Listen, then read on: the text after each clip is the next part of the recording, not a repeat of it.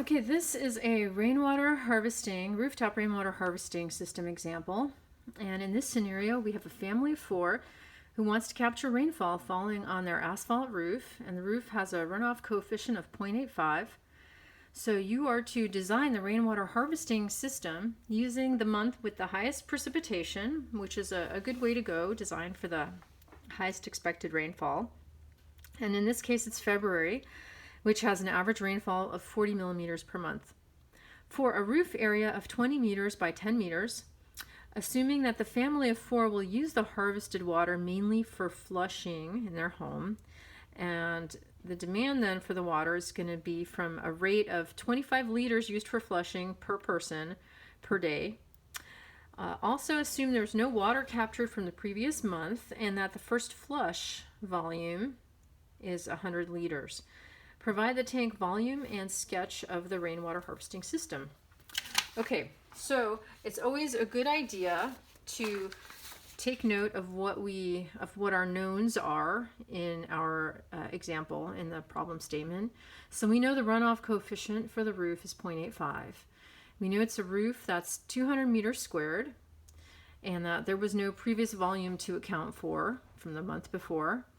And the precip that falls that month is 40 millimeters or 0.04 meters. The demand that's going to be needed for the toilet flushing is for 4 people, and they're flushing 25 liters per day, and it's the month of February, so it's 28 days. Okay, so persons cancel out, days cancel out, so we get that the demand is 2,800 liters per month, or 2.8 meters cubed. Remember, there's 1,000 liters in a cubic meter.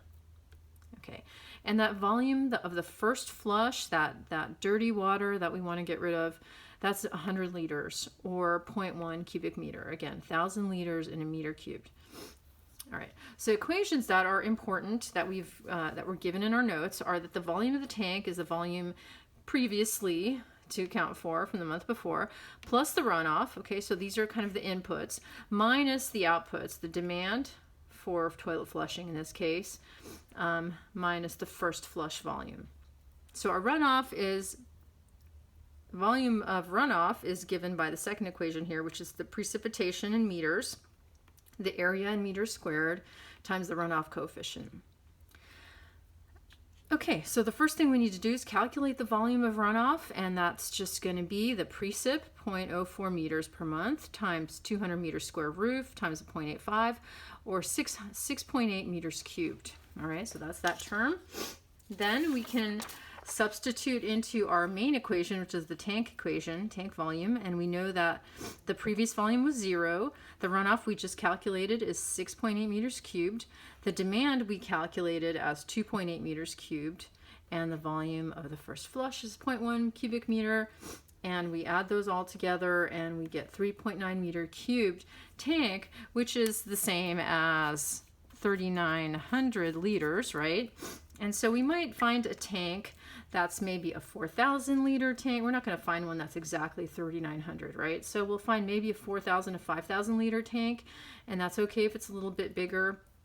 These are rough calculations to just kind of estimate how much water we're going to need.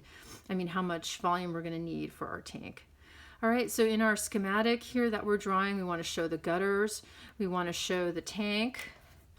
Yes, the tank, the 4,000 to 5,000 liter tank, and maybe some sort of a device here that's 100 liter volume little device on the side, that when that fills up, then the water is diverted and the clean water ends up in the tank.